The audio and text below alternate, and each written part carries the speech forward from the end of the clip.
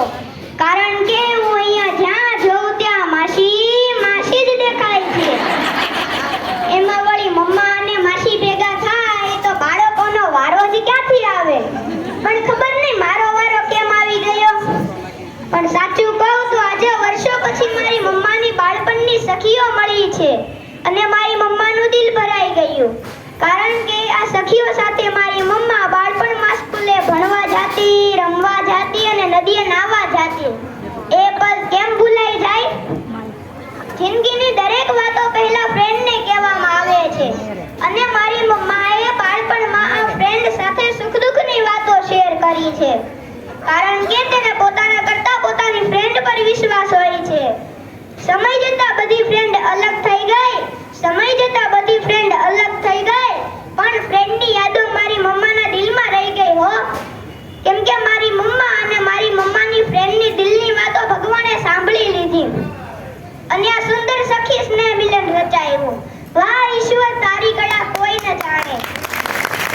હું ભગવાનને એટલી જ પ્રાર્થના કરું છું કે મારી મમ્માની આ દોસ્તી જન્મોજન્મ ટકાવી રાખજો ભગવાન, કારણ કે આ સખી સ્નેહ મિલનના લીધે મારી મમ્માની અને આ માસીઓની બાળપણની સ્માઈલ પાછી આવી છે.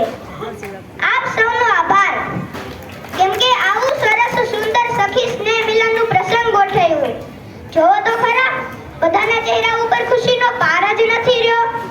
તો મારે પણ આ માસીઓ અને સ્ત્રી ભક્તો વિશે બે શબ્દ તો કહેવા જ પડે ને. ઓલી કહેવત છે ને, નારી તું નારાયણી, જે કર ઝુલાવે પારણું તે જગત પર શાસન કરે.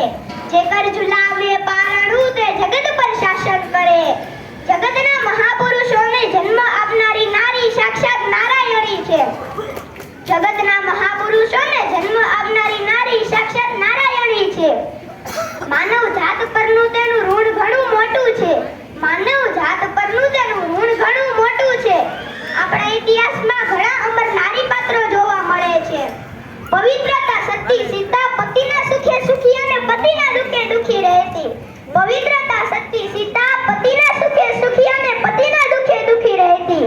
પતિને ખાતર તેણે રાજમહેલનો વૈભવ છોડીને વનનો વિકટ માર્ગ અપનાવ્યો હતો.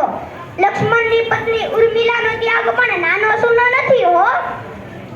વિદુરસિંહ ગાર્ગી, ચાંદબીબી, અહલ્યાબાઈ, ગંગા સતી અને મીરાબાઈ વગેરે ભારતના અમર નારી રત્નો છે.